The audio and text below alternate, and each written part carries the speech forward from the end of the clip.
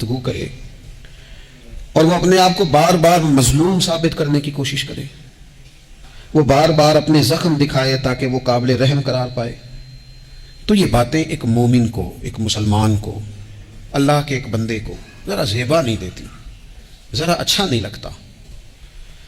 مسلمان اعصابی طور پر، ذہنی طور پر، نفسیاتی طور پر ایک طاقتور قوم ہے۔ مسلمان وہ قوم ہے جو مرعوب نہیں ہوتی، یہ روب دکھاتی ہے، روب۔ ہم وہ لوگ ہیں کہ جن کے اکابرین سوئے بھی ہوتے تھے، نہ سوئے ہوتے تھے حضرت عمر، لیکن ان کو سوئے ہوئے دیکھ کر بھی لوگ کانپا کرتے تھے، اس لیے کہ شیر تو شیر ہی ہوتا ہے نا، وہ سویا ہو تو پھر بھی شیر ہی۔ تو میں کچھ عرصے سے اس کمی کو بڑی شدت سے محسوس کرتا ہوں کہ لوگ، یعنی کوئی شخص بھی ملتا ہے تو وہ اس لہجے میں بات کرتا ہے کہ اسے مظلوم مان لیا جائے، قابل رحم مان لیا جائے، اس کی مدد کی جائے، اس پر توجہ کی جائے۔ یہ مسلمان کی شان نہیں۔ آپ سورہ بقرہ پڑھیں گے تو قرآن مجید اصحاب صفہ کی شان بیان کرتا ہے کہ انہیں بڑی حاجت ہے، بڑے ضرورت مند ہیں۔ وہ لوگ تھے جو کئی دنوں تک روٹی نہیں کھاتے تھے، لیکن رب فرماتا ہے کہ میرے محبوب کے مدرسے کے ان طالب علموں کو جو دیکھے گا اسے محسوس ہوگا کہ یہ تو بڑے امیر لوگ ہیں۔ کیوں محسوس ہوگا؟ لا یسألون الناس الحافا، یہ لوگوں سے لپٹ لپٹ کر سوال نہیں کرتے، کشکول طلب نہیں دراز کرتے، یہ اپنے پردے کو قائم رکھتے ہیں۔ خودداری، عزت نفس، وقار، خودی ہمارے ہاں تیزی سے ان چیزوں کا آج جو ہے وہ یوں محسوس ہوتا ہے جیسے قحط ہو گیا ہے۔ الا ماشاءاللہ آپ کے زخم دکھانے سے کوئی بھی آپ کا زخم نہیں بھرے گا، بلکہ میں نے کیا۔ اقبال کہنے لگے شکایت ہے مجھے یا رب خدا بندان مکتب سے، یہ جو انہیں کہتے ہیں کہ جناب پڑھ جاؤ گے تو روٹی اچھی ملے گی، یہ انہیں کہتے ہیں پڑھ جاؤ گے تو کار میں بیٹھو گے، پڑھ جاؤ گے تو کوٹھی بنا لو گے، یہ کیا سبق پڑھا رہے ہیں بھلا؟ ان کو تو تم بڑے بڑے باتیں بتاؤ، انہیں کہو پڑھو گے تو دنیا میں حضور کے دین کا انقلاب برپا کرو گے، تم ان کہو کہ تم پڑھو گے تو تم ایک پورا ملک چلاؤ گے، تم انقلاب برپا کرو گے، اٹھ باندھ کمر کیوں ڈرتا ہے، پھر دیکھ خدا کیا کرتا ہے۔ اقبال کہنے لگے یہ تم کیا سبق پڑھا رہے ہو کہ روٹی صحیح مل جائے گی، چندہ اکٹھا کرنے کا طریقہ آ جائے گا؟ کہنے لگے شکایت ہے مجھے یا رب خدا بندان مکتب سے، سبق شاہی ہے اور بچوں کو دے رہے ہیں خاک بازی کا۔ اڑنے والی تعلیم تھی اور یہ انہیں رینگنے کا سبق پڑھا رہے ہیں۔ تگڑی تگڑی باتیں بچوں کو سکھاؤ، تگڑی تگڑی۔ یہ پھر سارے نہ ڈھونڈتے پھرے کہ وہ فلانا جو ہے نا چاچا امیر ہے تو ماموں امیر ہے تو فلانی خالہ باہر ہے تو فلانا ذرا مہربانی، کوئی بھی نہیں مہربانی کرتا۔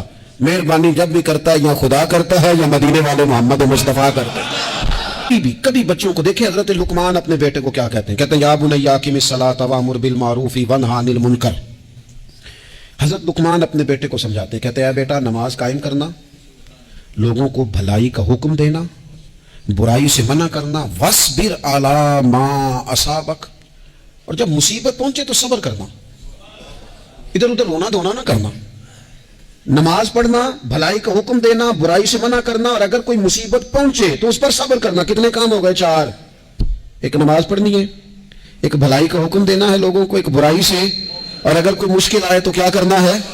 إِنَّ ذَلِكَ مِنْ عَزْمِ الْأُمُورِ، فرمایا بیٹا یہ بڑی ہمت والے کام ہیں، ہمت والے کام کرنا، ہمت والے، طاقتیں اپنی قائم رکھنا، کمزور نہ پڑنا، لوگ تمہارے آنسو نہ دیکھیں، کوئی تمہیں تڑپتا نہ دیکھے۔ چھوٹا چھوٹا زخم لے کر لوگ سگنل پہ کھڑے، چھوٹی چھوٹی مجبوریاں لے کر لوگ مانگنے کے لیے دروازوں پر کھڑے۔ امت مسلمہ کا یہ مزاج نہیں، یہ وقار نہیں، یہ انداز نہیں۔ ہم تو بانٹنے والے لوگ، چلے مشکل آ جاتی ہے، زندگی میں ضروریات پڑ جاتی ہیں، قرضہ صحابہ بھی لے لیا کرتے تھے، لیکن یہ جو لہجے آج ہم نے اختیار کر لیے، کمزور ہو جانا، کچا پڑ جانا، غریبی کا رونا، یہ انداز اہل ایمان کا۔ بچوں کو طاقتور ہونا چاہیے۔ میرے نبی کریم صلی اللہ تعالیٰ علیہ وآلہ وسلم نے نا ارشاد فرمایا، ایسا نہیں ہے کہ کوئی بندہ کمزور ہے تو وہ ناپسندیدہ ہے، یہ نہیں فرمایا کہ جو بزدل ہے تو وہ بڑا کوئی کٹا ہوا آدمی ہے، لیکن حضور فرماتے ہیں، صحیح مسلم میں حدیث موجود ہے، حضور فرمانے لگے طاقتور مسلمان نا اللہ کی نظر میں بزدل مسلمان سے زیادہ پیارا ہے۔ طاقتور ہے نا، اس کی شان زیادہ ہے۔ یہ جو با ہمت ہے، با حوصلہ ہے، جس کے اعصاب مضبوط ہیں، یہ رب کریم کی بارگاہ میں باوقار ہے، اللہ کے حضور اس کی قدر ہے۔ اور حضور علیہ الصلوۃ والسلام صحابہ کو دعائیں سکھایا کرتے تھے، اور تعلیم امت کے لیے خود بھی حضور وہ دعا فرمایا کرتے تھے، کہتے تھے اے اللہ بزدلی سے بچا، کنجوسی سے بچا، اے اللہ اس بڑھاپے سے بچا جو انسان کو بڑا پریشان کر دے۔ حضور دعائیں مانگا کرتے تھے۔ دیکھیں بات یہ ہے کہ میدان میں جب انسان اترتا ہے نا تو اسے ایک بات اپنے ذہن میں رکھنی چاہیے کہ جیت اور ہار یہ اللہ تعالیٰ کے دست قدرت میں ہے، لیکن جب وہ لڑے تو جیتنے کے لیے لڑے۔ ہمارے ہاں نا بہت سارے لوگ لڑنے سے پہلے ہی ہارے ہوئے ہوتے ہیں، میدان میں نکلنے سے پہلے ہی وہ کمزور باتیں کر رہے ہوتے ہیں، ابھی سفر شروع نہیں ہوتا وہ کہہ دیتے ہیں نہیں جناب آپ کی بات تو ٹھیک ہے پر کیسے ہوگا، کیوں کر ہوگا، لوگ تو آج کل چلتے ہی نہیں، بڑے مسئلے خراب ہیں۔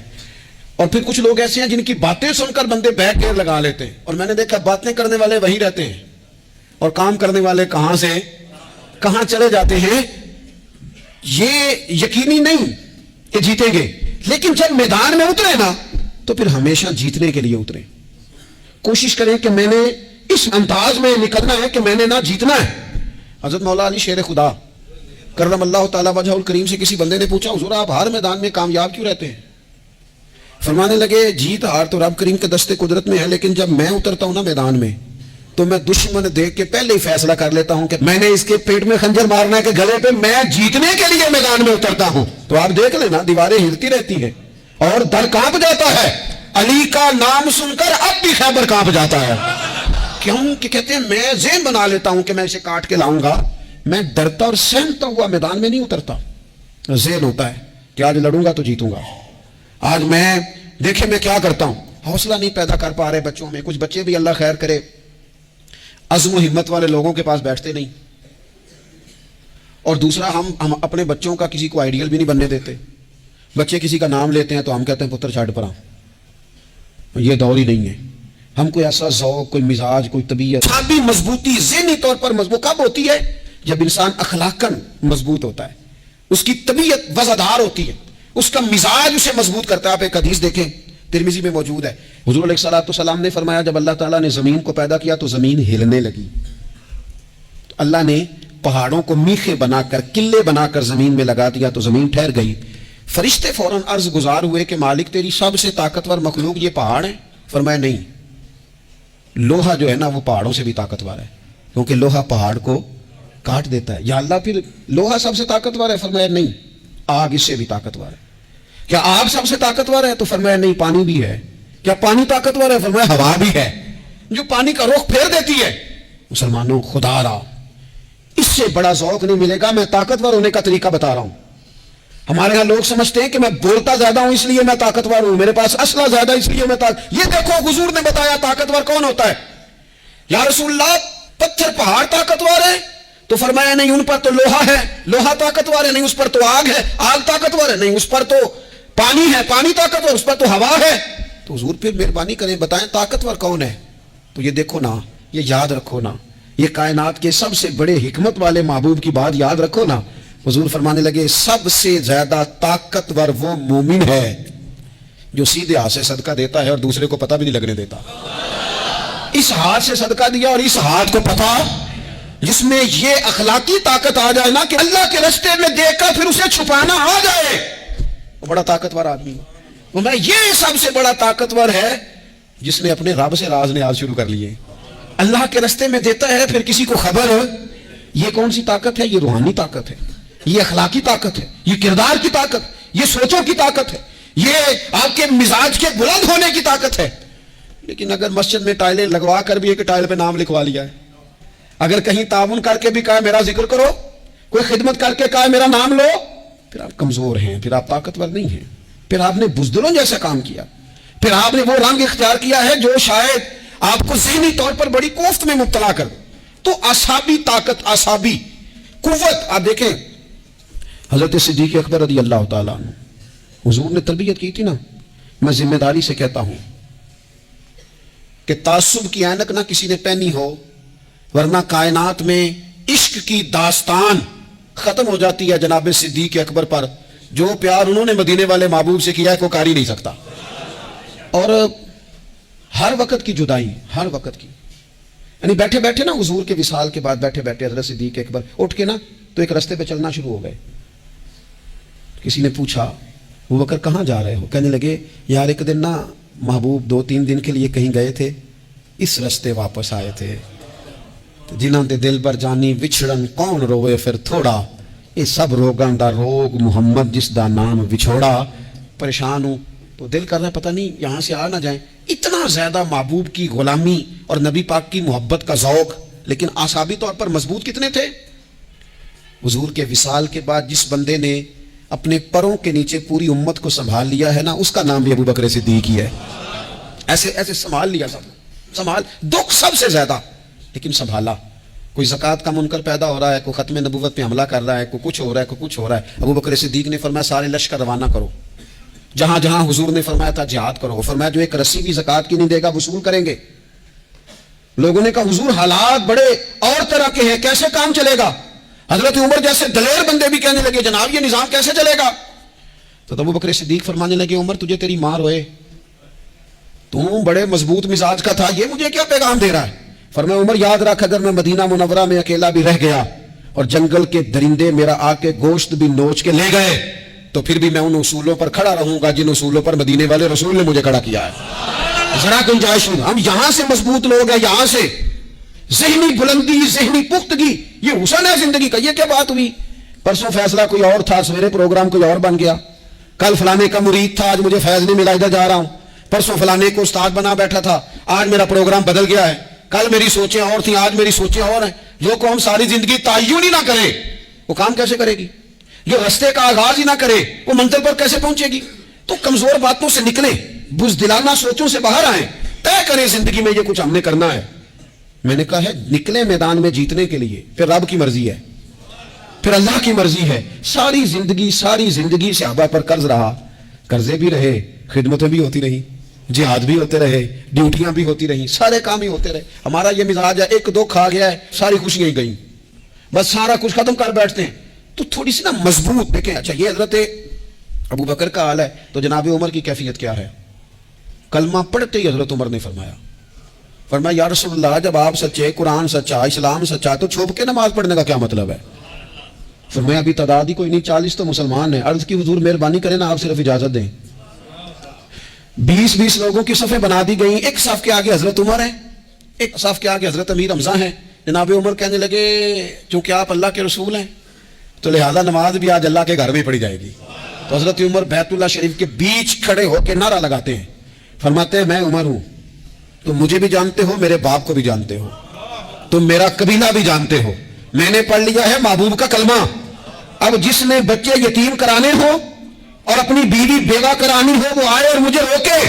یہ محبوب اللہ کے ہیں اور گھر بھی اللہ کا ہے, تو نماز بھی آج اللہ کے گھر میں پڑھی جائے گی. جب تک انسان یہاں سے طاقتور نہیں ہوتا. پھر بات آئی سیدنا عثمان غنی کی. میں پہلا وہاں اونا رنداں تو جنہیں کھلی بغاوت کیتی ہے, پورا قبیلہ اور طرف ہے. عثمان تیرے گھر میں مال ہے, دولت ہے, وزاداری ہے, لوگ سارے کیا کریں گے, والد مخالف, چچا مخالف.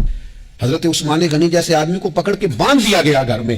پر عثمان غنی کہنے لگے میں ان بزدلوں میں سے نہیں ہوں جو محبت بھی کریں اور اظہار بھی نہ کر سکیں, جو دعویٰ بھی کریں اور پھر ان کے اندر طاقت اظہار بھی نہ ہو.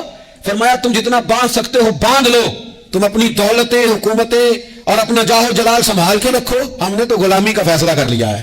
اور پھر کی غلامی انہوں نے. اور جہاں تک بات ہے شیر خدا حضرت علی المرتضیٰ کی, حضرت علی المرتضیٰ شیر خدا کا تو یہ حال تھا کہ ساری زندگی میدان میں رہے. ایک دن حضور نے صرف فرمایا کہ آج آپ کو نہیں لے کے جانا, آپ تھوڑا نا میرے نائب بن کر, حضور کسی نہ کسی کو نائب بنا کے مدینے میں چھوڑ کے جائے, ایک دن صرف کہا نہیں لے کے جانا.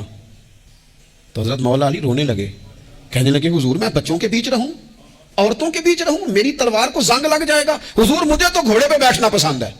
اچھا میں آپ کو ایک اور بات بھی عرض کروں, پہلے بھی میں نے کہا تھا پھر کہتا ہوں, کچھ لوگ پڑھے لکھے ہوتے ہیں بہادر نہیں ہوتے. حضرت علی کے علم کا بھی کمال عروج پہ اور بہادری بھی پورے عروج پہ. زندگی نا بہادر لوگوں کی ہوتی ہے. یہ شہاب الدین غوری لیٹے ہیں یہاں صحابہ میں, تو کسی نے پوچھا ان سے کہ یار آپ کہاں رہتے ہیں, کہنے لگے میں گھوڑے کی پشت پہ ہوتا ہوں. ہمارے بچے بڑی سونی فوٹو بناتے ہیں, ان سے پوچھیں آج کل آپ کیا کرتے ہیں, تو کہتے ہیں موبائل چلاتے ہیں. آپ کیا کرتے ہیں, فوٹو کھینچتے ہیں. آپ کیا کرتے ہیں, کہتے ہیں وہ نا مجھے ایسا عجیب مسئلہ ہے موبائل کا کہ بچوں کی نا مطلب میں کئی دفعہ سوچتا ہوں کہ اگر انہیں کچھ 4 گھنٹے موبائل سے علیحدہ رہنا پڑا نا تو ہو سکتا ہے کہ ان کو ڈاکٹر کو بھی دکھانا پڑ جائے, اتنی کو بری حالت ہو گئی. مجھے ڈھیر سارے دوست کہتے ہیں جی آپ ٹیلی فون پہ ملتے نہیں. میں نے کہا میں پہلے ملا کرتا تھا جب تک لوگوں کی جیب میں موبائل تھا, جب سے لوگوں نے ہاتھ میں پکڑ لیا نا تو پھر تو ایک دن میں 100 نمبر ملتا ہے، تو پھر آپ کیسے موبائل پہ رہیں گے؟ پھر تو ایک ہی کام ہے، یا فون سنیں گے یا کوئی اور کام کریں گے۔ تو تھوڑی سی ہمت والی زندگی گزاریں۔ بزدلانہ باتیں، کمزور باتیں ہمارے بچوں کو بھی کمزور کر دیں گی، یہ کچھ نہیں کر سکیں گے۔ حضرت سیدنا عبداللہ بن زبیر رضی اللہ تعالیٰ عنہ، یہ مدینہ منورہ میں پیدا ہونے والے سب سے پہلے بچے ہیں۔ حضرت سیدنا ابو بکر صدیق رضی اللہ تعالیٰ عنہ کے نواسے ہیں، حضور کے پھپھو جناب صفیہ کے پوتے ہیں، اور عشرہ مبشرہ صحابی حضرت زبیر بن عوام ان کے بیٹے ہیں۔ شروع سے بڑے بہادر تھے۔ ایک دن کچھ بچے گلی میں کھیل رہے تھے تو ایک شخص نے آ کے نا چیخ ماری، ڈرایا، سارے بچے بھاگ گئے۔ جناب عبداللہ ابن زبیر کہنے لگے کیوں بھاگتے ہو؟ آپ چیخوں سے بھی ڈرو گے؟ واپس آؤ سارے، میں تمہارا امیر ہوں، آؤ ذرا اس پر حملہ کریں۔ ہم سارے بھاگے اور یہ اکیلا کھڑا رہے۔ اس پر حملہ کیا، وہ ڈرانے والا خود ڈر کے بھاگ گیا۔ تھوڑا سا نا مزاج، ذہن، طبیعت دیکھیں نا، بدتمیزی اور چیز کا نام ہے، لیکن گفتگو کا مضبوط ہونا یہ اور چیز کا نام ہے۔ بچوں کو جب پوری طرح یہاں تو ہم ان کو اس قدر زیادہ کمروں میں بند رکھتے ہیں کہ جب وہ نکلتے ہیں باغی ہو جاتے ہیں، یہاں پھر یہ ہوتا ہے کہ ان کے اندر جو صلاحیتیں ہوتی ہیں وہ پوری طرح دب جاتی ہیں، وہ جو کیفیات ہوتی ہیں جو ایک مردانہ وصف پہ ہونی چاہیے ان کے اندر موجود نہیں ہوتی۔ اقبال کہتے ہیں آئین جواں مرداں حق گوئی و بے باکی، اللہ کے شیروں کو آتی نہیں روباہی۔ اور یہ جو سہمے دوست ہیں نا، بالخصوص غریب طبقے سے، ان سے میں عرض کروں گا کبھی کسی کی گاڑی دیکھ کر مرعوب نہیں ہونا، کبھی کسی کے مہنگے کپڑوں کے روب میں نہیں آنا، کبھی نہیں۔ حالات کے سہمے ہوئے لوگوں کو بتا دو حالات بدل جاتے ہیں، ایک جیسے نہیں رہتے۔ کبھی کمزور نہ پڑیں اور جگہ جگہ اپنے دکھ بھی نہ بتائیں، جگہ جگہ اپنے دکھ نہ بتائیں، ہمت کریں۔ اور ایک شاعر نے کہا تھا کہ با ہمت لوگ کبھی ہارا نہیں کرتے، یا وہ جیت جاتے ہیں یا کچھ سیکھ جاتے ہیں، وہ نا میدانوں میں رہتے ہیں۔ کمزور نہ پڑیں۔ یہ جو اتنا لمبی لسٹ بن گئی ہے نا، اتنی لمبی لسٹ مانگنے والوں کی، اتنا لمبی فہرست ہو گئی ہے ہر سگنل پہ، ہر چوک میں، ہر رش والی جگہ پہ، یہ بتاتی ہے کہ لوگ اس کو آر ہی نہیں سمجھتے، کمزوری نہیں سمجھتے، طاقت والا مزاج۔ حضرت عمر بہادر تھے تو بہادر لوگوں کو پسند بھی بڑا کرتے تھے۔ حضرت عبداللہ ابن زبیر چھوٹے تھے، بچوں کے ساتھ کھیل رہے تھے، اور یہ وہی حضرت عبداللہ ابن زبیر ہیں جو بعد میں امام حسین کے قاتلوں کے سامنے ڈٹ کے کھڑے ہو گئے، اور انہوں نے اعلانیہ ان لوگوں کا بائیکاٹ بھی کیا اور ان لوگوں کے ساتھ سفارا بھی ہوئے، حضرت عبداللہ ابن زبیر۔ اور فرماتے ہیں کہ میری ماں 90 سال سے زیادہ عمر تھی حضرت اسماء بنت ابی بکر کی، جب میں نے انہیں کہا نا اماں وقت آ گیا شہادت کا، تو میری اماں مجھے کہنے لگی پتر میدان میں رہنا، میدان میں بکرے کو ذبح ہوتے وقت تکلیف ہوتی ہے، جب اس کی کھال اتاری جائے پھر کوئی تکلیف نہیں ہوتی، ایسے ہی کمزور نہ پڑنا۔ ہمارے ہاں تو لوگ کہتے ہیں نا پتر اندروں کنڈی لے لا، ساڑی نہیں لڑائی، وہ جب ہمارے گھر آگ آئے گی پھر اسے ہم بند کریں گے، ابھی نہ تو بالکل باہر نہ نکل۔ کیسے قوم آگے بڑھے گی؟ جرتیں کیسے پیدا ہوں؟ اور جو کچھ کہہ نہیں سکتے وہ منوائیں گے کیسے؟ جو بات کرنے کی طاقت نہیں رکھتے وہ اپنا منوائیں گے کیسے؟ حضرت عبداللہ ابن زبیر رضی اللہ تعالیٰ عنہ اپنے دوستوں کے ساتھ گلی میں کھیل رہے تھے، جناب عمر فاروق آ گئے، حضرت عمر فاروق کا جلال تھا، بچے ان کو دیکھ کے دوڑ گئے، حضرت عبداللہ ابن زبیر کھڑے، حضرت عمر قریب آئے، کہنے لگے پتر آپ کیوں نہیں دوڑے؟ حضرت عبداللہ ابن زبیر چھوٹے سے ہیں، کہنے لگے جی کیوں میں دوڑتا، میں نے کوئی جرم کیا ہے، کوئی میں نے غلطی کی ہے، بھلا کیوں دوڑوں؟ آرام سے کھیل رہے ہیں اور نہ ہم نے کوئی رستہ بند کیا، جگہ ہے آپ نے گزرنا تو گزر جائیں۔ چاہیے تھا نا حضرت عمر ناراض ہوتے، پر جناب عمر نے ماتھا چوم لیا، کہنے لگے کیا بات ہے بیٹا، ان چیزوں پر ذرا قائم رہنا، کہنے لگے جرم کیا ہے، کیا مطلب ہے اس بات کا کہ فلانا ہے تو دوڑ جائے، کیوں دوڑیں جی؟ تو ہم نے جو قوم کو سکھانا شروع کیا ہے نا، دیکھیں فقر اور چیز ہے، درویشی اور چیز ہے، سادگی، لیکن ظلم سہنا اور چیز ہے۔ دنیا میں قتیل اس سا منافق نہیں کوئی جو ظلم تو سہتا ہے بغاوت نہیں کرتا۔ اپنی زندگی میں عزم کو، ہمت کو، نظریے کو بلند کریں، مظلومانہ مزاج نہ پیدا کریں، بلا وجہ دکھ سنا کے اپنے آپ کو کمزور نہ کریں۔ یاد رکھیں اگر ہم اپنے دکھ کسی کو سنا رہے ہیں اور اپنے آپ کو بڑا غریب ثابت کر رہے ہیں تو ایسا نہ ہو کہ ہمارے بچے اس کا برا اثر لے جائیں۔ خودداری سے جینا سکھائیں، عزت نفس سکھائیں، ہر وقت گھر کے اندر، کلاس کے اندر، اپنے دوستوں کی جمعیت کے اندر کمزور باتیں نہ کریں، رو دھو کے وقت نہ گزاریں۔ رونے سے بھی رات گزر جاتی ہے، ہنسنے سے بھی رات گزر جاتی ہے، ناشکری سے بھی دن بیت جاتا ہے اور شکر سے بھی، لیکن بس بات اتنی ہے کہ شکر والوں کا ذرا صحیح بیت جاتا ہے، ہنسنے والوں کا ذرا صحیح بیت جاتا ہے۔ زندگی میں عزم کے ساتھ، ہمت کے ساتھ لوگ جس حال میں مرنے کی دعا کرتے ہیں، معاذ اللہ، لوگ جس حال میں مرنے کی دعا کرتے ہیں ہم نے اس حال میں جینے کی قسم کھائی ہے۔ اللہ تعالی ہمیں سمجھنے کی توفیق عطا کرے۔ آخر دعوانا الحمدللہ رب العالمین۔